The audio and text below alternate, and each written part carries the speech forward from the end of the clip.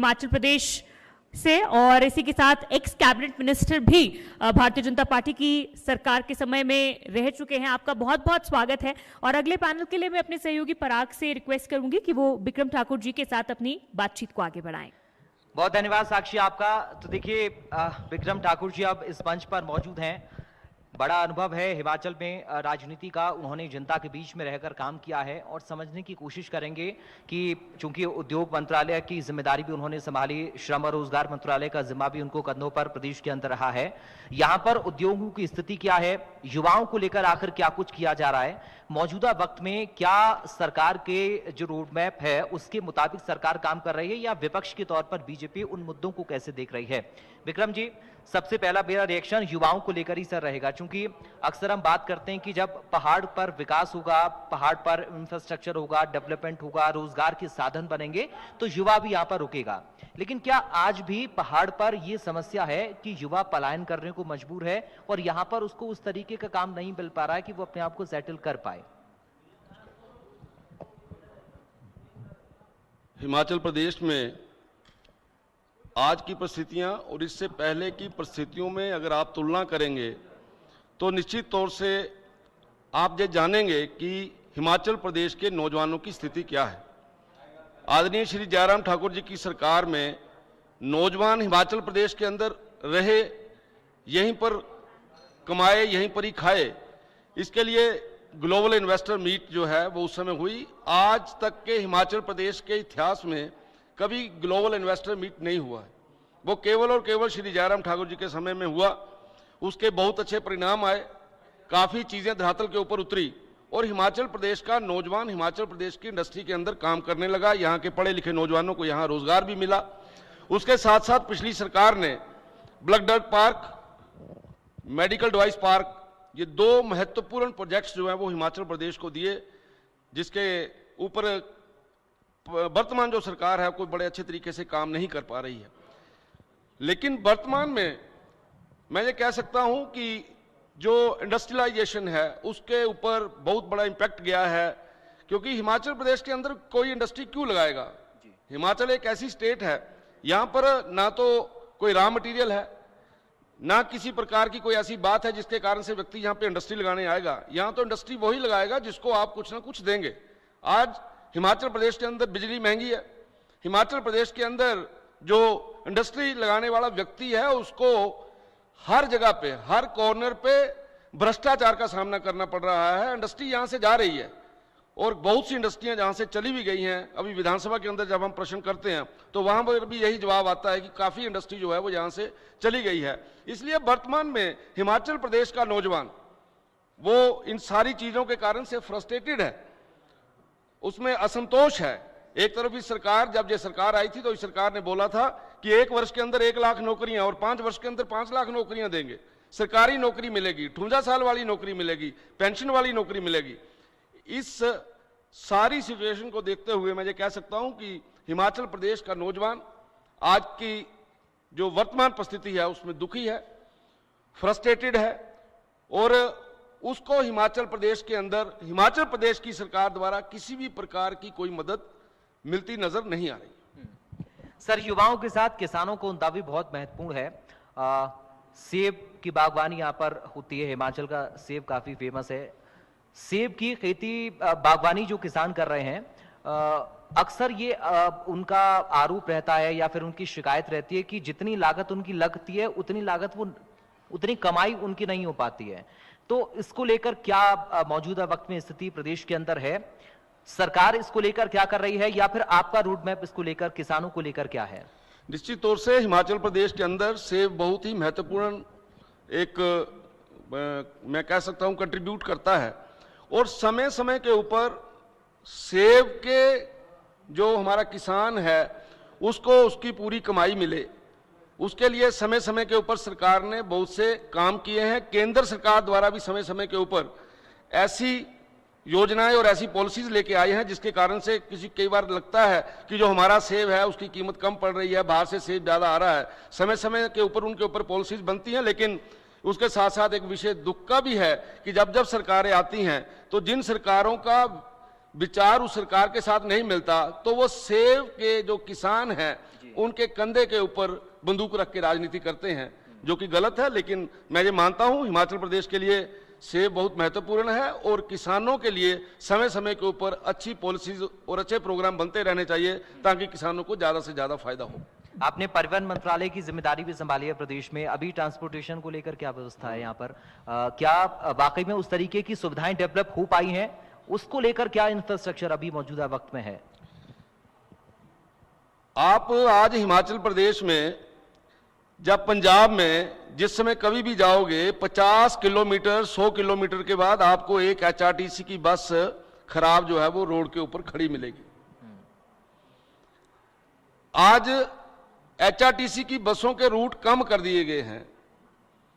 आज तो आपके यहां कार्यक्रम है, मैं अगले बुधवार को इसी के संदर्भ में एक धरना देने जा रहा हूं एचआरटीसी का, क्योंकि मेरे भी वहां पे डिपो हैं, उन डिपों की हालत बड़ी पतली है।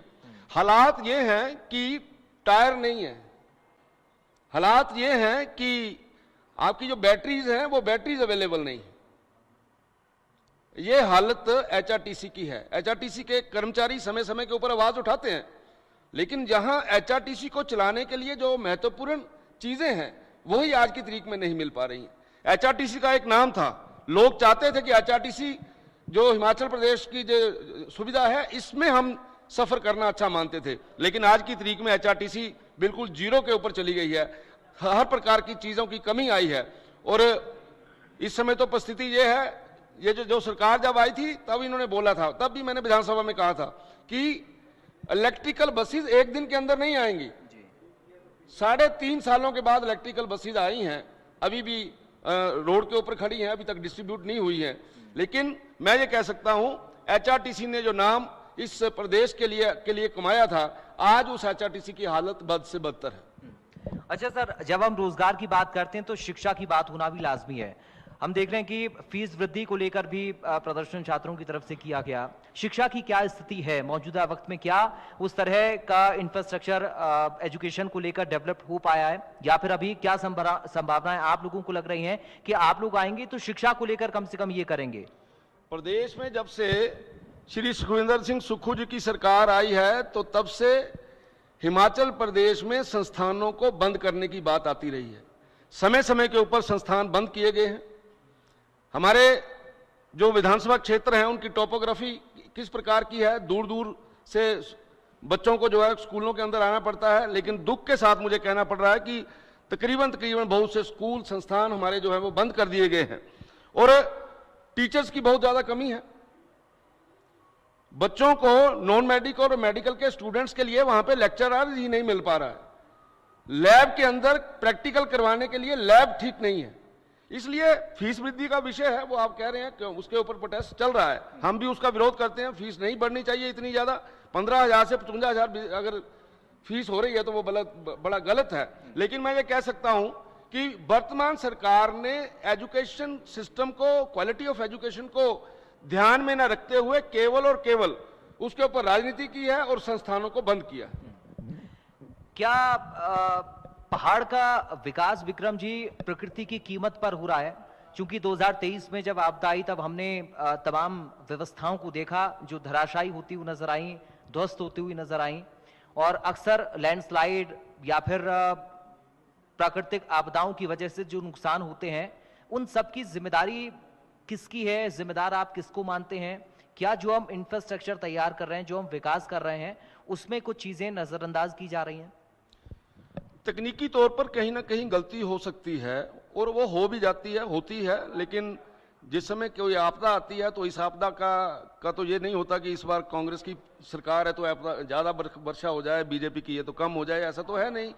ये तो भगवान के हाथ में है। लेकिन मैं ये मानता हूं कि टेक्निकली कई बार कुछ चीजें गलत होती हैं। हिमाचल प्रदेश के अंदर रोड बन रहे हैं, हिमाचल प्रदेश के अंदर अभी सुरंगों का जो एक स्ट्रक्चर नया हुआ है जिसके कारण से बड़ी कंफर्टेबल हो गई है यात्रा। उसके साथ साथ आप देखेंगे पहाड़ काटना है तो पहाड़ हम 90 डिग्री पे काट रहे हैं, तो उसके कारण से पूरे का पूरा पत्थर जो है वह पूरे वर्षों तक वहां पे आता रहता है। इसलिए मैं ये मानता हूं टेक्निकली भी कुछ चीजों को ध्यान में रखकर ही करना चाहिए ताकि पहाड़ भी बचे, सुंदरता भी रहे और हिमाचल प्रदेश के लोगों को एक अच्छा इंफ्रास्ट्रक्चर मिले। महिला सुरक्षा या अपराध, हिमाचल प्रदेश में इसका जिक्र भी आज इस मंच पर हुआ कि पहले यहां पर अपराध नहीं था या अब लॉ एंड ऑर्डर की स्थिति बहुत ज्यादा खराब हो गई है। भारतीय जनता पार्टी की तरफ से अगर मैं पूछूं तो फिर क्या आपका खास मुद्दा, प्रमुख मुद्दा आने वाले वक्त के लिए रहने वाला है कि हम मुद्दे सर बहुत सारे होते हैं चुनाव में, सभी राजनीतिक दल उठाते हैं, लेकिन कोई एक ऐसा मुद्दा होता है जो चुनाव की दिशा और दशा को बदलने का काम करता है, तो बीजेपी के लिए वो क्या है? कानून व्यवस्था के ऊपर सरकार को स्पष्ट नीति लेके चलना चाहिए। सरकार को इन सारे विषयों के ऊपर डबल स्टैंडर्ड रखना नहीं चाहिए, मेरा तो ये मानना है। अभी आप सुनते हैं चिट्टे के ऊपर बहुत काम हो रहा है, चिट्टा पकड़ा जा रहा है हिमाचल प्रदेश के अंदर, जो सुनने में आता है, अच्छी बात है और काम होना भी चाहिए इसके ऊपर। लेकिन आप एक तरफ तो बोल रहे हैं कि जो चिट्टा है हम उसके ऊपर मुहिम चला रहे हैं, और दूसरी तरफ आपके फेक पार्टियां चल रही हैं। रेप पार्टियों के अंदर किस प्रकार से वहां पे मैनेजमेंट हो रही है, जो वहां के डीसी हैं, वहां के एसपी हैं, उनके सामने एडवर्टाइजमेंट्स लगी हुई हैं कि रेप पार्टी फलानी जगह पे होगी, और वहां पे अलग अलग प्रकार के नशे जो हैं वो किए जा रहे हैं। हाई कोर्ट बोल रहा है कि वहां के डीसी और एसपी को बदला जाए, और हिमाचल प्रदेश की सरकार उस डीसी और एसपी को बचाने के लिए हाई कोर्ट में जाती है। ये डबल स्टैंडर्ड नहीं होना चाहिए। ये जो डबल स्टैंडर्ड है उसके कारण से दिक्कत है। कानून व्यवस्था हिमाचल प्रदेश में आज की तारीख में बहुत बुरी तरह से, मेरे से पूर्व में सतपाल सत्ती जी ने बड़े अच्छे तरीके से आपको बताया है ऊना का क्या हाल है, कांगड़ा का क्या हाल है। और हम ये सुनते थे पंजाब के अंदर कि इस प्रकार से होता है, पैसा लिया जाता है, उगराई की जाती है, मांगा जाता है, लेकिन हिमाचल प्रदेश में ये अब आम बात हो गई है। माइनिंग के जो सबसे बड़ा कारण हिमाचल प्रदेश के अंदर, हमारे साथ के एरिया के अंदर हम देखते हैं माइनिंग के ऊपर है। मेरे ही क्षेत्र के अंदर स्वान लगते हैं, स्वान के ऊपर माइनिंग होती है, हम लोग कंप्लेन करते हैं, एक दिन कंप्लेंट का असर हो जाता है, उसके बाद लगातार फिर वही काम हो रहा है। तो मुझे ऐसा लगता है कथनी और करनी में अंतर है कि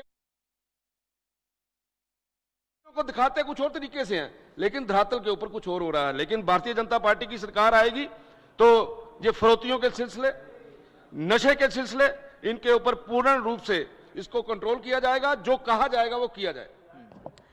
एक फाइनल रिएक्शन मैं इस मंच के माध्यम से संदेश हिमाचल की जनता के लिए जा रहा हूं कि आप क्या देंगे, क्या बताना चाहेंगे आने वाले वक्त के लिए? भारतीय जनता पार्टी का जो मोटिव है वो राज्य को लेकर क्या है, क्या उद्देश्य लेकर आप चल रहे हैं? क्योंकि आप दावा बार बार कर रहे हैं कि ये सरकार डबल स्टैंडर्ड अपना रही है और अगले आने वाले वक्त में बीजेपी सरकार बनाएगी, तो फिर आपका उद्देश्य आखिर क्या है हिमाचल को लेकर, हिमाचल की डेवलपमेंट को लेकर ही हम बात कर रहे हैं। हिमाचल प्रदेश में रहने वाले नागरिक सुखी रहें, समृद्ध रहें, शक्तिशाली बने। भारतीय जनता पार्टी नौजवानों के लिए, किसानों के लिए, बागवानों के लिए, महिलाओं के लिए उस प्रकार के पॉलिसीज और प्रोग्राम लेके आएगी जिसके कारण से ये सभी वर्ग सशक्त हों। और हिमाचल प्रदेश के अंदर जिस प्रकार की यहाँ की नेचर है, जिस प्रकार का यहाँ का लोगों का रहना है, जहाँ की जिस प्रकार का हमारा रीति रिवाज, कल्चर, हेरिटेज, उसको हम लोग बचाने की पूरी कोशिश करें। जिस प्रकार से आज हिमाचल प्रदेश के अंदर जिस प्रकार का कल्चर हो रहा है, आ रहा है, नौजवान जो है वो भटक रहा है, हम इन सब चीज़ों को ठीक करने के लिए भारतीय जनता पार्टी जो रोड मैप लेके आएगा, और हमारा यही मिशन होगा कि हमारे यहाँ पे रहने वाले नौजवान, किसान, बागवान, महिलाएं सुखी रहें, समृद्ध रहें। और भारतीय जनता पार्टी एक अच्छा पॉलिसी प्रोग्राम लेके आने वाले 2027 का जो चुनाव है उसमें लेके आएगी। और ये भी मैं कहना चाहता हूं कि 2027 भारतीय जनता पार्टी का है और भारतीय जनता पार्टी एक अच्छे बहुमत के साथ जीतेगी, ये भी मेरा मानना है। बहुत धन्यवाद विक्रम जी आपका। हम उम्मीद भी करेंगे कि जनता के लिए इसी तरीके से विपक्ष के तौर पर आप लोग मुद्दे उठाते रहें, ताकि जनता के मुद्दों पर बात हो और आने वाले वक्त में जब चुनाव होगा तो जनता भी ये सोच पाए, समझ पाए कि उसे किन मुद्दों पर, किस नेता को, किस पार्टी को वोट करना है। Sakshi, over to you. Thank you. भी और पराग आपका भी विक्रम जी से इस खास चर्चा को करने के लिए और देवभूमि हिमाचल प्रदेश तमाम प्रश्न करने के लिए, तमाम चर्चा करने के लिए और विकास की